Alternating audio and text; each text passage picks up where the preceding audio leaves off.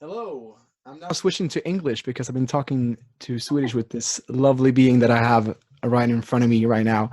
Um, Joining today is Fia Forström for this podcast. And Fia, you are not who I think you are. You are so much more. You are one with source. You are limitless, infinite, powerful, abundant, complete from the start, creator of a heart, at heart.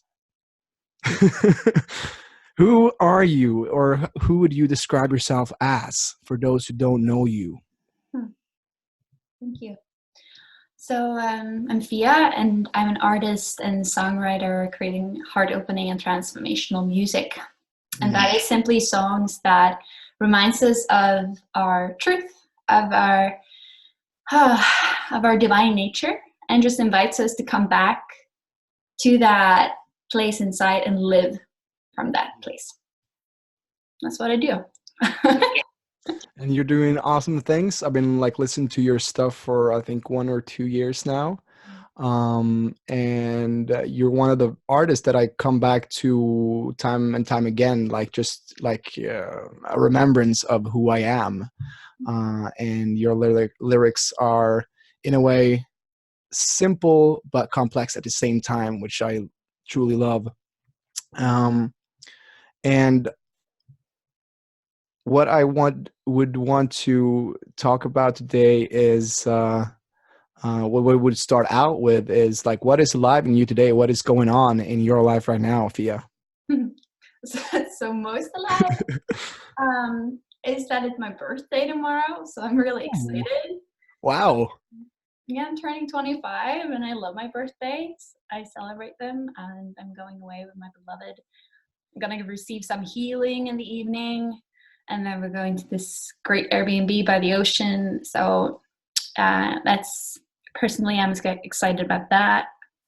With my music, so I just released a new CD, as you know of, and it's been so well received. Really, my inbox is flooded with love letters, and I do my best to keep up with them. And it's just very humbling and honoring that which is born from me can have value for someone else. So I'm very excited about the new album and the upcoming tour. Yeah. Yeah, it feels like you have a lot on your plate right now with this. You just released the album 1 or 2 weeks ago, I think.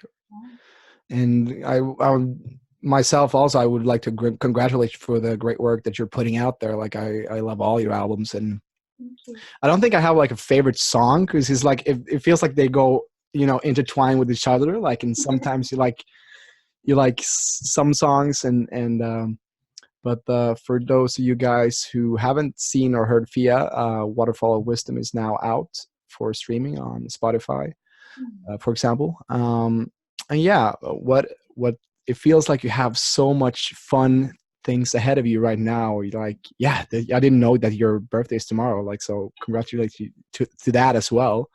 I guess that makes you a Taurus.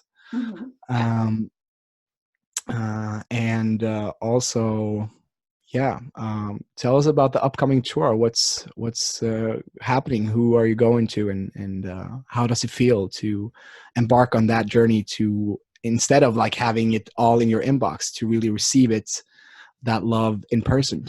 Yeah, I love touring. It's really the connection piece, getting to meet people face to face who've been listening. Some people have been following me from the beginning, before even the first album was out, and some people just found me yesterday. No matter when they jumped on and started listening to me, it's just I love the humanness. It's a chance for a real meeting, because we've been meeting in the cosmos through the music, but getting to drop in real time is special. So and always the music is constantly changing, so every show is different, which is amazing. It's alive and born in the moment. Yeah, And I think that is that from going to working on these tracks in the studio, just me, my beloved, and my producer, to now it being out and then to a bigger crowd, it's like this is a part of the process, and it's one of my favorite parts. So I'm excited. I'm going, this release tour is in Europe, so I'm hitting Amsterdam and Brussels, Berlin, London, Stockholm, Helsinki, Oslo, all over the place. Yeah. Interesting times indeed for you, and yeah, it's gonna be fun to. I haven't seen you live yet. I hope to catch you somewhere, and maybe in this tour. Hopefully, we'll see. But yeah, how is that also like with like launching a new album, a new song, and like stuff that comes from your heart? Isn't also like a bit of fear with that, excitement to see how it's received, or how is that process for you to launch something new, to birth something new? I would say that it's 90% excitement and like 10% just nervousness. It's because you never know how it's going to be received, but you can just trust that. I can just trust that when I make something from my heart, when my soul is speaking, there is someone out there who's supposed to receive that and hear that, you know? I believe in that. I believe that we each and every one of us carry medicine that is vital for the ascension of this planet. And if we feel the call to share it, and then we just need to listen, and it will find its way. Yeah. And I feel what comes up in my mind is like, if we're not nervous of what we have to share, then I think it doesn't mean that we care as much. Like if we're really like hard into it, like there's supposed to be nervousness. It's supposed to be like, because you care about what you're putting out there. You might be playing a little safe, right? If you're what? You might be playing a little safe, right? If you're exactly. Yeah, that's been one of my things with my life, is like to really, my motto has been for a long time now, like life begins at the end of your comfort zone, and you have to really go out there and explore the murky, cold waters to really find the biggest treasures. And well, also what you say about like everybody has their medicine to share, it's all about like finding that, whether it's music or dance. And but so much in our society is that we have suppressed, like everybody can sing and dance in their own way, but like a lot of people like, oh, but I'm not good enough compared to Fia, or compared to Robin, or compared to this, or compared to that, instead of just trying to, create from where we are. And as you say, like that there's always someone resonating with that message, whether it's like one person or 1,000. So I think what you're doing is like also paving the way for others to do the same, which is so cool. But can you also like take us a bit back? Like how has this process, it's now your third album, so you're getting warm in your clothes, I guess. But how was it? Because I listened to a previous podcast that you were a guest on, and how you had like thoughts of, oh, I can't support myself on music alone. I have to become like a teacher, music teacher or something. How has that journey been for you? And how many years have you been doing this now? Yeah. So I've been doing this professionally now for 3 years. If I take myself back, well, I come from the regular system, went to school and studied music extra. And even though I was in the world of arts, there was still like boxes boxes you should fit in, and there were ways of doing music. So even though I was in the music school, I was studying and having quite fun, I still felt constricted, and I didn't really feel at home. I learned a lot and I had fun, but something just didn't work. So it came to a point where I dropped out of music school and I moved back home to my parents, and I like questioned my life, like how am I going to do this? Because I wanted to make music, but I didn't know how, because I was still caught up in the idea that it had to come from the outside, that someone had to come in and tell, yes, we want you, Fia. You're so amazing. We're sending you right now. We're going to help you reach the world, you know? I had to drop that fairy tale. And I realized that I need to take responsibility for my life. I need to take responsibility for my dreams. And I get to decide how that works. I get to start moving. And as I started along the path of spirituality, I went to Ängsbacka, a place here in Sweden for personal growth and spirituality, which was really a big catalyst for me. And after coming home that summer, my life started to shift. I met my beloved, who I'm marrying this summer, and I also started to write this new kind of music. I've been writing songs my whole life, but now they started taking on the shape and form as the people listening to me know it, like the Fia I am now. And as I started sharing it, I realized that it was resonating with people, and I knew that I was onto something. So it's been a gradual process in like rewiring what is possible and not, and also really having patience, knowing that I'm not gonna reach all my goals at once, or I'm not gonna be wherever I am, or be where I want to be just by snapping my fingers. Where I've taken myself today, I've taken myself through hard work and divine support. And that is simply, I just believe that when we start moving, all unseen and seen forces of the universe start just conspiring in our favor. So that's what I started doing 3 years ago with Made of Stars, and now I'm here with the third one, and it's I have a crowd of listeners that are super beautiful, and the concerts are filling up, and the things that I dreamed of 3 years ago are now happening, and I can't wait what will happen in like 5, 10, 20. I'm like, I'm 3 years in. That's nothing. I'm in the long game. I'm all about the long game. Yeah. I'm surprised about, because I didn't know exactly what your age was. I was guessing that you were younger than me, actually, because I'm 27, and I was like, damn, you're 25. you're touring the world, doing like, really have found your medicine and your thing. And where do you want to go? As you said, like you said, that be patient in the process, and also maybe to realize where you are right now and be grateful of that. But where do you see this path taking you? What do you want to achieve, or what do you want to do with this music? So the big vision is really big. I'll let you in on the big vision. It's the stadiums. You see the conscious pop star. When I speak to one of my best friends, she says, Fia, you're gonna be bigger than Britney. One of our inside jokes. You know, I'm ready, and I'm excited for that. So that's sort of what I'm going for.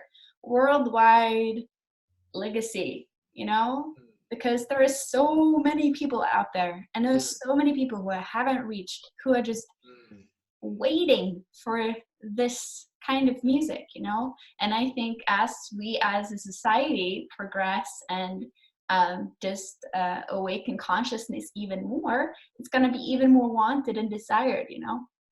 So you're looking at a future conscious pop star. I love it because like I think also that it has so much power when you like really tell what your dreams are to someone or to the world. It makes you more kind of accountable to what you're saying, and for sure. But I'm also curious, you know, I know for myself that I also haven't not taken the straightest path that has maybe, like in one of your songs, you like the I think it's Shedding Skins, where you sing about like the society's mold, or what it is has got for me wasn't fitting you. So what skins have you had to shed to get to the point where you're at today? Or what limiting beliefs and stuff like that has been like hardest for you? A lot. shedding the belief that an artist cannot make a living that is supportive, you know, that an artist has to starve and they have to suffer, that I have to suffer for my art. That one had to go. Also, like, I thought for a while that I had to go to the music university, for example, to be taken seriously. Like, I need to have a degree in music. But then I realized, but is that actually true for me? I'm like, no, that's just silly to me. I'm not, I don't need anyone to tell me that I can write music. I already know that, you know? So it's like taking back my power that's been scattered in so many places, and really just stop searching outside and just turning the attention inwards. When something surfaces, something that is challenging or hard, instead of just automatically going outwards and seeking what is society telling me to do, for example, how I am to live my life, for example, where I'm supposed to live, or however, check in. What do I want? What do I really want? And just do that. And just a lot of work around worthiness. Realizing that, of course, I'm worthy. Why wouldn't I be deserving of a wonderful, fucking amazing life? Why else am I here? I'm not here to suffer. That's a big part. Like, I'm here to have fun. I'm here to enjoy myself, and that's okay. You know, like I can see a lot that in many ways it's not really encouraged. Like, we're sold the idea that life is hard and we work till we die and we might have a vacation now and then. So it's just the flipping of a lot of things. The stories that we tell ourselves, I guess. Yeah, the narrative, you know. Yeah, I feel I have that heavy also, like in my family, I think as well, like the kind of working your ass off. Still, like, of course, being a service to people, but also like working so much that you barely have time for yourself. And for me, I've been really challenged with like trying to step out of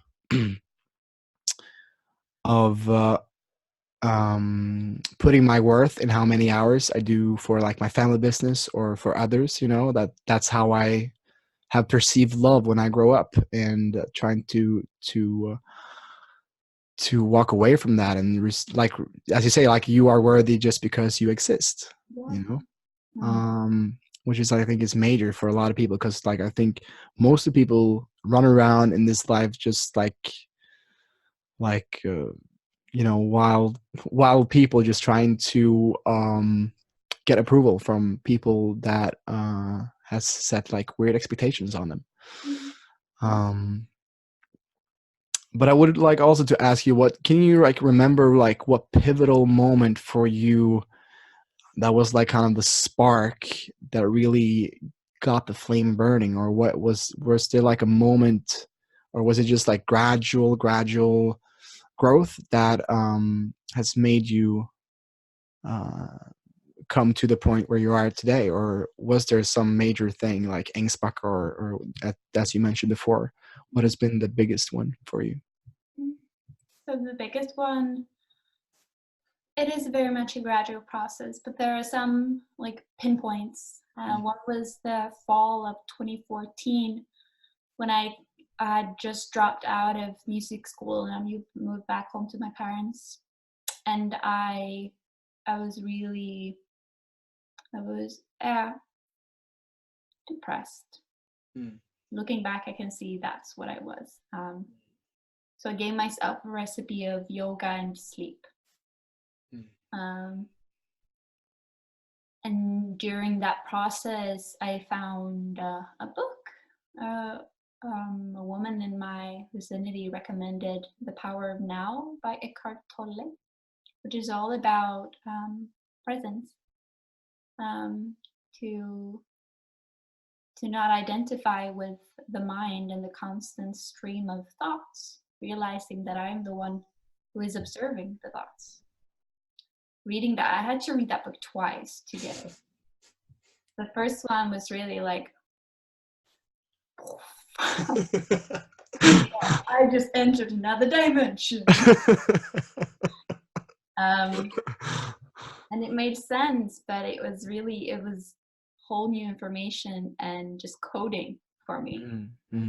But once that's starting to fall into place and I picked up a meditation practice, and then things just started to fall on the path, one thing leads to the other. And the spring of 2015 is when I went to Ängsbacka for the first time. And that was like the first time meeting conscious community, other people on the path. And I realized, wow, I'm not alone in this, There are other people who are inquiring about alternative ways of living, and like are opening up to the possibility that life could be so much more than what we're told. And so those were really the two of the most catalytic, can you say so? Two of the most catalyst moments. Yeah. Powerful. It's like the Power Now. I still have it in my bookshelf, and I think I got halfway because it was so dense, and I haven't finished it actually. Like I also like bought it like 3 or 4 years ago. But really, one of my favorite books is like A New Earth, the book that he's also made. That's one of my favorites, which I haven't looked into in a while, which I probably should. I haven't read that one yet. That's a really good one, talking about like pain bodies and like ancestral kind of that we kind of carry.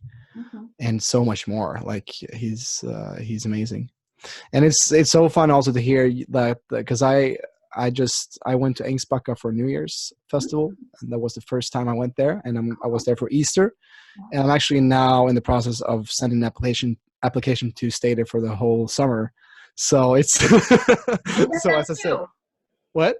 I've done that too. I've done the whole summer program. Yeah, so I've been really as I said in the email, like I found it interesting that because I thought in my mind like Fia has probably been to Ängsbacka for sure, like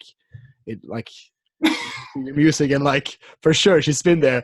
And then like as I scrolled through like the summer applications on their website, I saw like there's a picture, I think it is of you, that's like in there.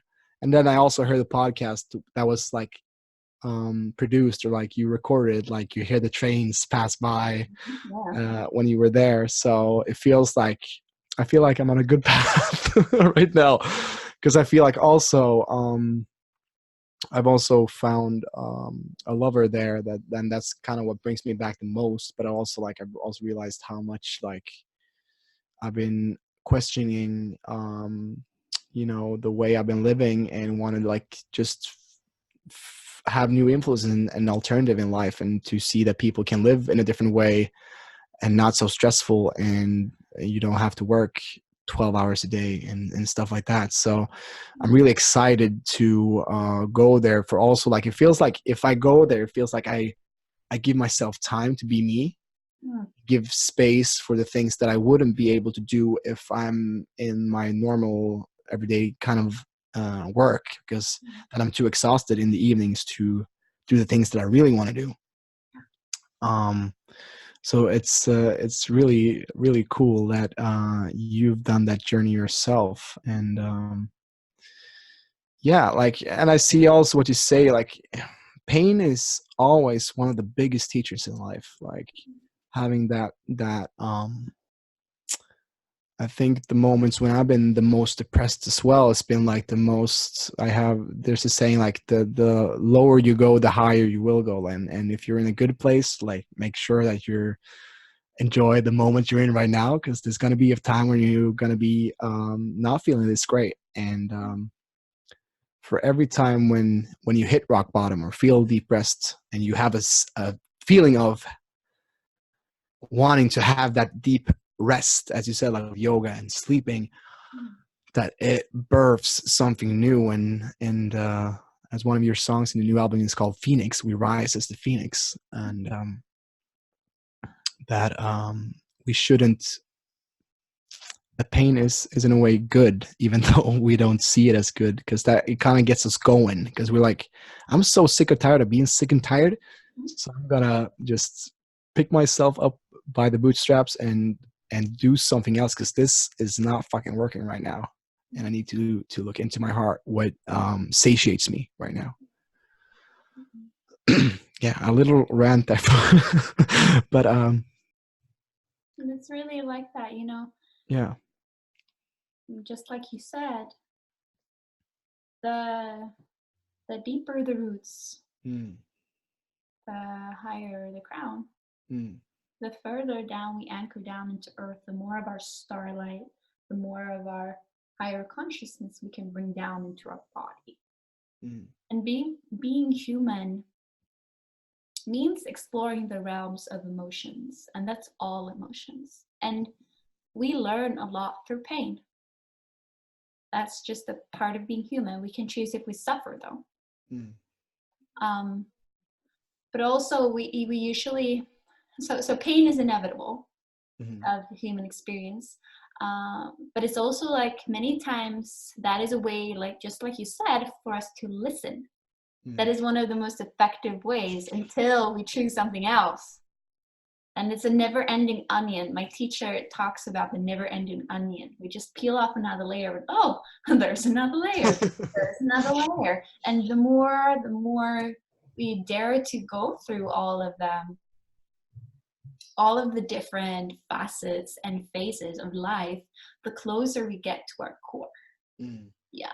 So totally with you. Yeah. Mm. As also I see, like, the biggest challenge is to stay heart open. Mm. In those experiences, are like, are you now doubling down on the fear or the love? Yeah.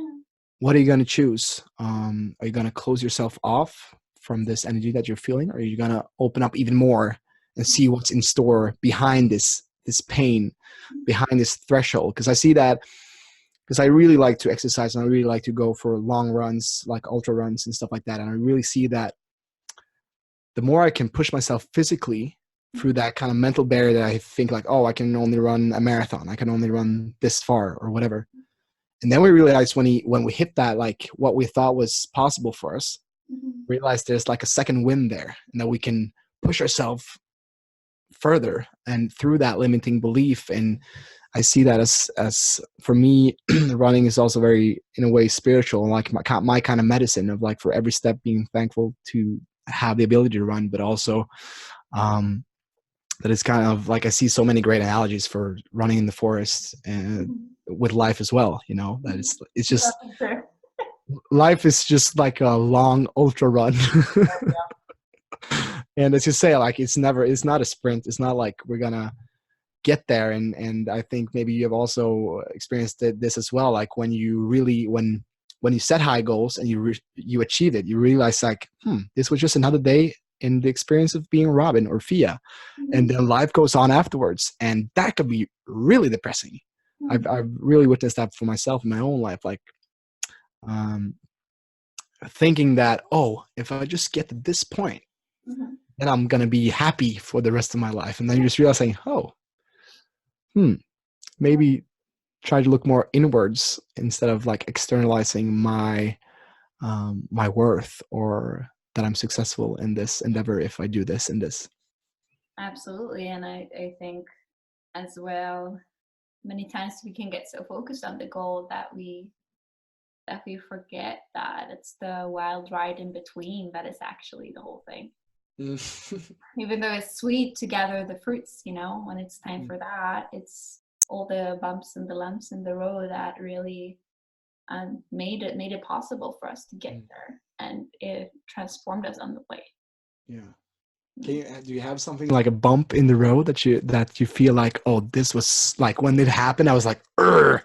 But now you can look back at it and be grateful and thankful? Do you have a story about that maybe to share? Let's see what we're gonna share here.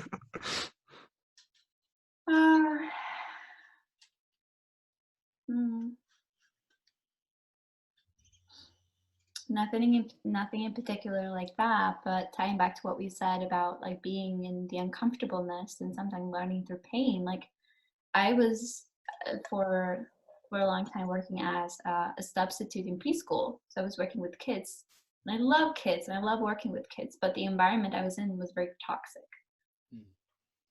and it was slowly sucking the life out of me, until one day when I decided that no, now it's time to free fall. Like, it's more painful to stay in this situation than to dare to step over the edge into the unknown. So that was a bump that lasted for many, many months, because I was scared of quitting because I didn't have any money. I didn't know what to do, you know. I was sleeping on the kitchen floor of my brother's apartment, you know. Um, and I was grateful that I had a roof over my head and I could feed myself, but I was still caught up in so much fear. So that was a big bump. And eventually life just kind of, I'm going to push you over the edge. Mhm. Um, yeah. Yeah. Turned out pretty great. Yeah, Eventually. it looks like you're in a pretty good spot right now. So beware, Fia. Beware. No, I'm not gonna jinx you. But yeah, I as like I've been exploring myself also. Like 3 years ago, I sold my apartment and left the hometown where I was from, and went like it's called kind of the circuit, like going to Asia, like the Copenhagen and Ubud, and staying there and just like really getting in touch with like other spiritual thoughts and communities and stuff like that. And when I came back home, it was like such a like a smack in the face that I had like done so much things and experienced so much stuff, and it felt like everything had just like been the same thing here in back in Sweden. And since then, I've been also living. I sit in my parents' home right now and recording this and trying to shift. Like before I went on a trip, I was like really could work like 220 hours per month, and just really making a lot of money, and putting my worth in how much I earned or how much I worked for the family. And now the last couple of years, like the last 2 years, I've been more like working half time and doing more like this. I wanted to like try to get powerful messages out there and like try to talk to other people. And I don't make a lot of money right now, but I do feel like I'm onto something, and it might take me a while to figure shit out, but I do enjoy my life more now, even though I have less money, and but I have more free time and more. I think I nurture myself more now, Yeah. and because I think like a lot, like you see celebrities that have all the money in the world and still are depressed and commit suicide because they have it all. And I think that's the most depressing thing, when like you have everything that society deems that this is what makes you successful, and then you're at the top, at the pinnacle, and you're like, I'm not happy anyways. That must be super hard. But to realize, like, to celebrate like you're gonna celebrate your birthday tomorrow. It's not everybody who does that, or celebrate like that we're alive today. Um, So yeah, I'm also like just trying to figure shit out, and I don't know exactly where I'm going, but I'm kind of enjoying the ride right now, and or I am, but it's like also it's very scary at times, because I know that the journey I'm taking is like more less the road less traveled in a way, but it's my way, and it's supposed to be the road less traveled, right? So Hopefully. yeah. Yeah. I totally feel you. Hmm. And I come back again, like, I still have, I am still figuring things out. I think we always figure things out. And even though I'm at a place right now where I dreamed of, like, 3 years ago, I dreamed that I could support myself on the music. And it's not until now that I'm able to fully do that. And I am at my parents' place right now as well. I'm actually sitting on the bed. This is where I am when I'm in Sweden. I have a very good relationship with my parents that I'm blessed with. So I stay in their extra guest room when I'm here. Um, and I think, like, what I keep telling myself as well as I'm on this journey and I have this music thing going on, is to stay open to new possibilities. Like, I have different tracks and different pathways that are opening up for me that I'm excited to explore. I have no idea where they will take me. So daring to let go of old identities and trusting that life will take us exactly where we're supposed to go, and to take it step by step. Like when we're building something, whatever we're building, if we want it to be lasting, if we want it to be abundant and flourishing, takes nurturing. So I just love talking to other people who are also making that choice, to live life as you want it, to consciously choose and design it, like working half time, having more time to do these kinds of things. That's how it works. Like when I was still working in the preschool, I was writing music in the evening. Yeah. I was writing songs when I came home and I was shit tired, but I did it, Yeah. And then slowly you work yourself up. So yeah, it's just a big process. Like I people think that I might be good at podcasting, or like I just bought a mic and now I bought a webcam yesterday, and I'm just trying to get people that are interested and share their stories and vibe together, and also like in a way what you're doing with your music, like trying to get like different ideas and also openly talking about what we've been sharing here, like the vulnerabilities and stuff like that about our past, or stuff that are in a way it's not talked about. And one of the greatest illusions of adulthood when you grow up is like you think that your parents had it all figured out as we were growing up, and then you just realize when you're becoming an adult that fuck, they didn't know shit, and they just like and I'm 27. I'm still trying to figure my stuff out, and I think like everybody is just on this constant illusion that trying to have, like, especially in Sweden, I guess, also like having that the perfect facade and not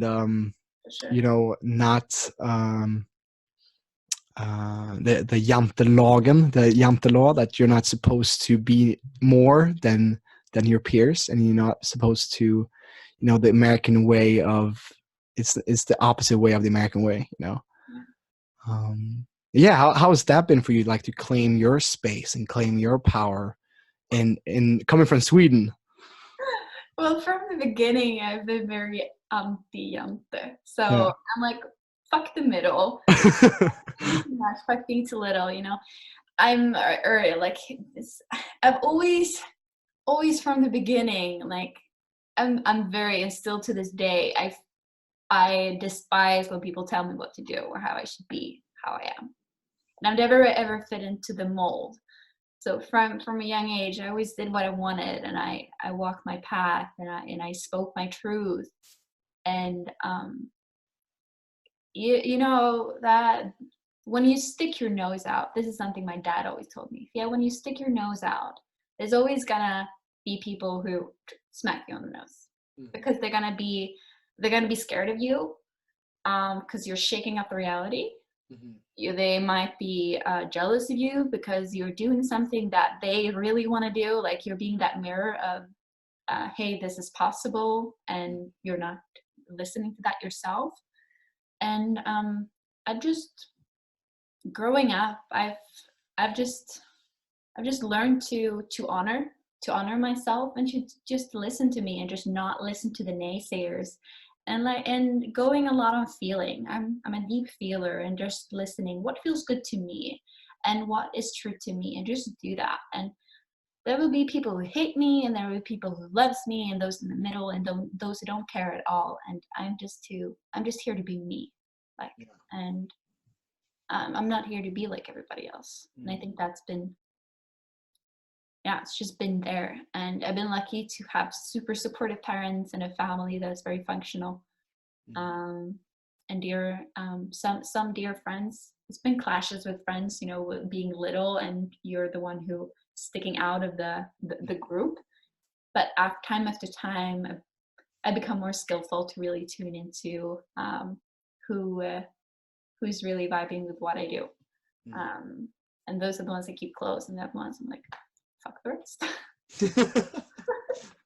Yeah, I think you really see who really got your back when you do that kind of journey by yourself. And and I have this thought in my head when you talked about this. It's like you're never as good as what your biggest fans say you are, and you're never as bad as your worst haters say that you are.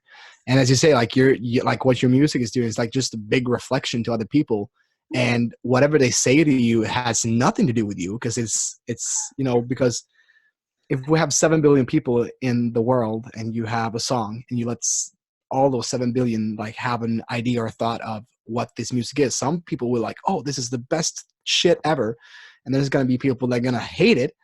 And nothing is right and nothing is wrong. It's just their point of view, because they have their conditioning, they have their belief system, they have their music taste, they have all that past stories in their head of what is good and what is bad. And yeah, just a mirror, a big fucking mirror. Yeah, and relax in that. Like I've worked a lot in just letting go of wanting to be liked, you know. Mhm. That's also been it's also a process, you know, wanting to be perfect or wanting to, because as sensitive, like it hurts when people don't like me. But that's also like it's one of the big lessons learning from me, that not everybody's gonna do that. So even though it sounds like, oh, I'm like, I don't care. It's a process there, you know? Yeah. I think it's very human, like wanting to be like, Oh yeah, for sure. Like we're all in the quest of getting love, or getting, feel like we're good enough, and trying to find it outside ourselves instead of giving that permission to ourselves. And I think also one of a Swedish entrepreneur, Paolo Roberto, is also has something here. Usually says something about like, if you're not getting hate like if you haven't got hate this today, then you're doing something wrong, because you're not you like, it's good to be a bit of an agitator, because you bring up stuff in people that they can, or they can, if they want, like look at it, or they can just still be mad, and yeah, it's interesting to see that you are not what people say about you, that's their projection. And yeah, interesting. So yeah, we talked briefly about like in 5 years or something, that your like your next goal is to hit the stadiums. And what do you see else up in the future coming for you? What's after this tour? What's coming this fall for you? Are you continuing producing music, or what's on your plate? So professionally, musically, after this tour, I have a couple gigs here and there. I'm going to the States, some private shows, and I might do a couple public ones as well. But as Waterfall of Wisdom was kind of the closing of a trilogy that I've unconsciously been writing, or subconsciously been writing. This is a time for death.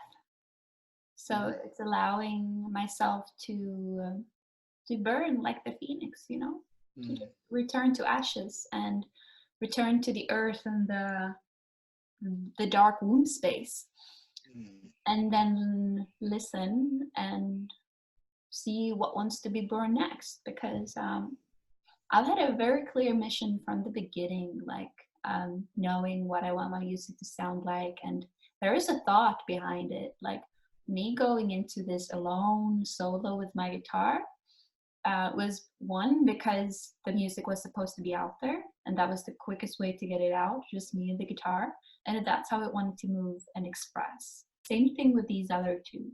It's supposed to be the clean, clear message of just a voice and the guitar to reach where it's supposed to reach. Also, because I knew that I would be able to travel easier by myself, so I could go and meet my audience and build a listening base as well, to spread the message, But I've played music all my life, and I've played in bands and orchestras and all kinds of things. So the next step, I'm calling it the band. Yeah.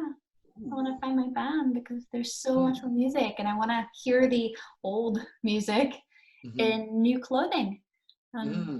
So I'm just taking space to for that to emerge when it's time. That sounds amazing. Count me in. I'm gonna go to see that for sure. But first, I want to see you solo as well.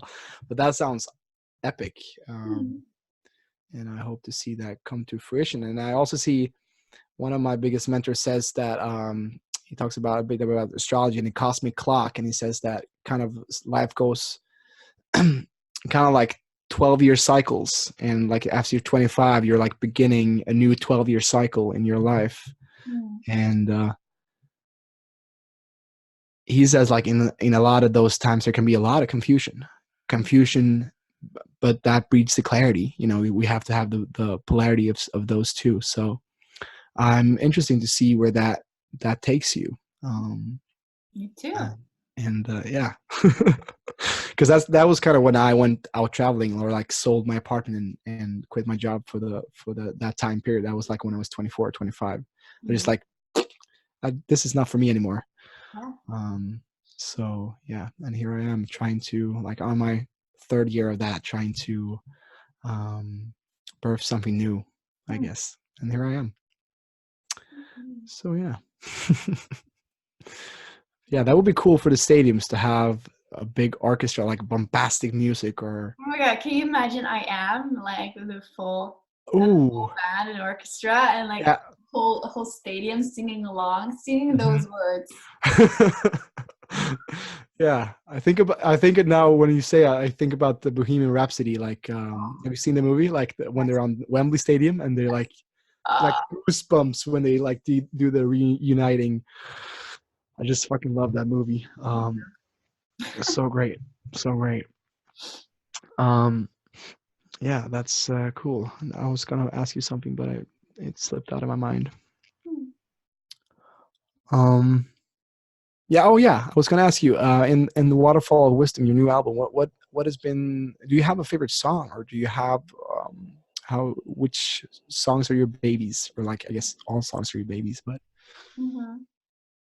Yeah, you're right. They're all my babies. That shifts from day to day. But my favorites right now are Time for Christmas.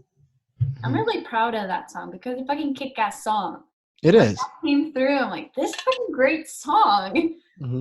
So Time for Greatness, Golden Age, Dancing Barefoot,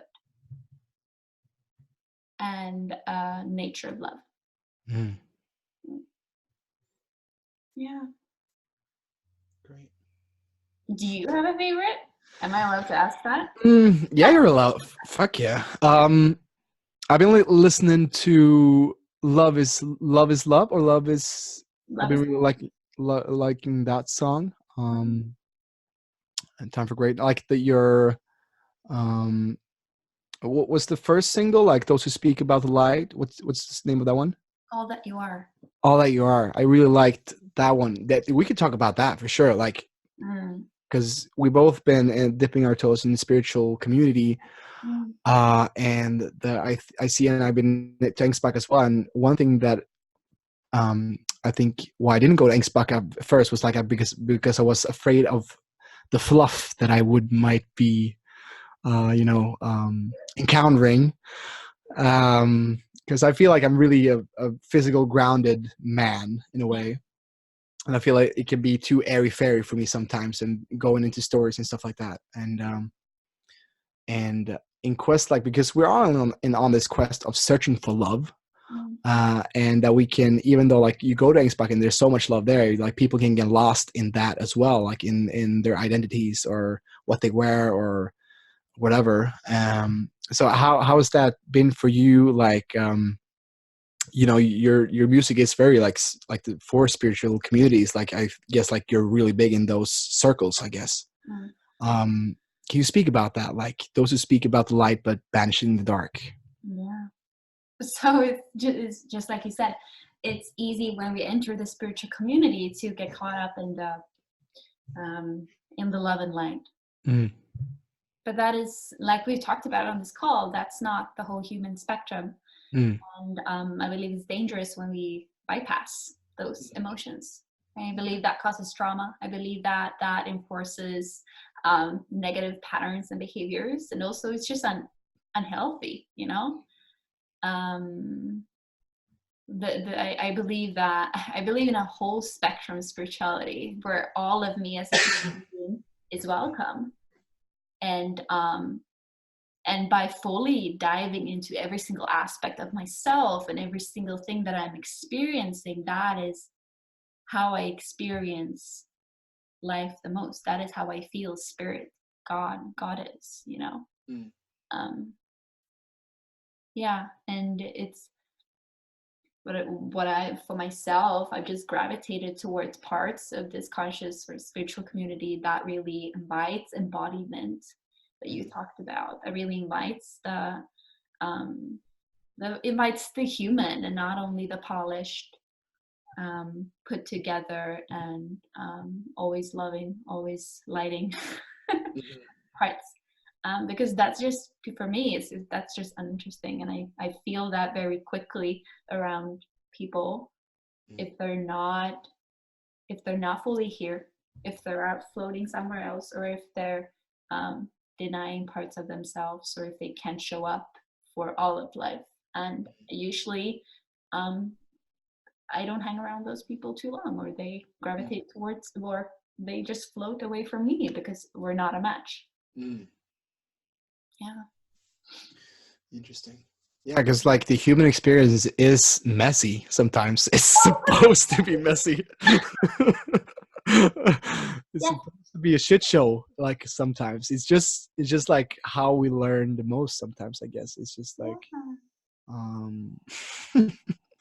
you know, and coming to Ängsbacka first time on New Year's, I realized I came up a lot on that, and I don't know where I'm at the spectrum. I don't know if I, you know, if I can, like, it feels like can be judgmental as well. Like I probably am. But it's also like kind of weaving through, like finding the people that you really resonate with. And as you say, like it happens by itself. You kind of like which people you kind of like the most is the one that will gravitate back to you in a way. And that will kind of reflect that of you. So, yeah. So that's, I really liked that, what the essence of that song gave to me. But yeah, I've been probably listening to your album like 5 times or something. Like I just put it on repeat, and just like whenever, it's such a good way to just calm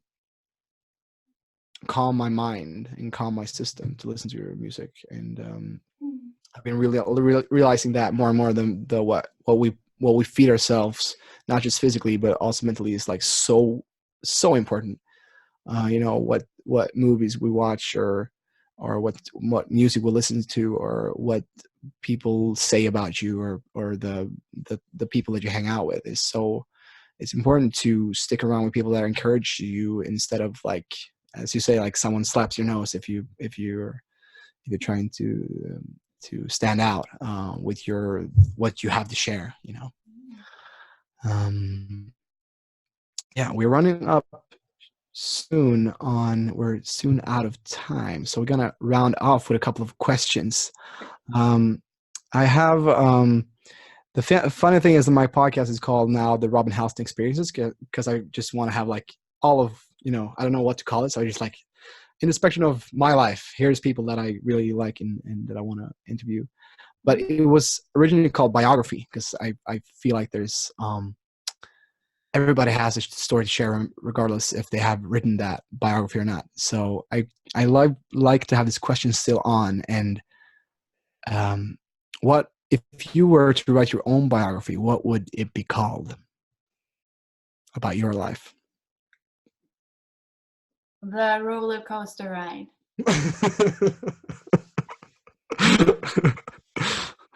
Nice. And how would the backside, like what would the short intro to it be? How would it start?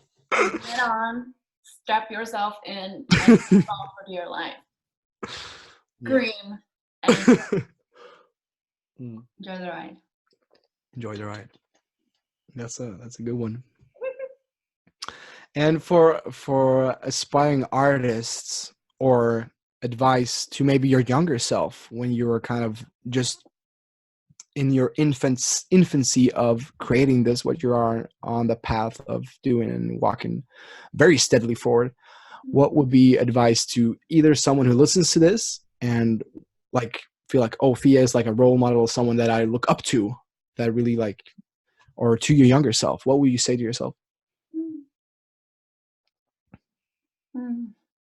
You're doing so well. You're doing better than you think. Yeah. Trust yourself. But know that you're doing so well. Yeah. That's all you need to know. You're doing it, you know?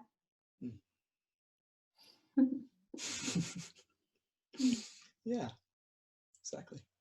Doesn't have to be more complicated than that, right? No. Yeah. And after this conversation, who would you like me to interview? Is there any person that you would like, oh, I would want to hear their story? Because I'm just starting this myself, and I just want to be connected to other people with other ideas and stories. Who would you want to hear on here? I would love to hear Anna Wild. Anna Wild. Anna Wild is a Swedish musician, beautiful songwriter and artist who just released her debut album. Ooh. So yeah, get her on the podcast. Yeah, see if you can connect me. Yeah, it would be fun because I really like more. I really enjoy more and more doing on my own the podcast as well. But like I think it flourishes more when you can just vibe like this back and forth. For sure. And let's wrap this up. Where can people find you, Fia? Where can people find your music and your tour dates and all of that jazz? So the easiest place is fiasmusicofficial.com, where you find all the links to all my social media, and there you can get the music and you can get your tour tickets. So fiasmusicofficial.com. Great. Yeah. Anything else you want to add? Thank you for having me. Yeah. It's been a pleasure talking to you. Yeah, the same. It's been really, I was just surprised that it was so easy to get a response for you, because I know like that you're busy. But that's like, if you just try, just send, like, if you want to connect with people, just send them. It doesn't have to be that complicated. We're so connected in this world. Yeah. And I'm really grateful that you took your time out, because I know that you're busy, like not just with your music, you also have like an upcoming wedding, and I feel like this coming months for you is probably going to be like really fun, but also really hectic. So thank you for coming on the podcast, and I wish you so well, and I hope to see you maybe on tour this time around. We'll see. Please come. Thank you.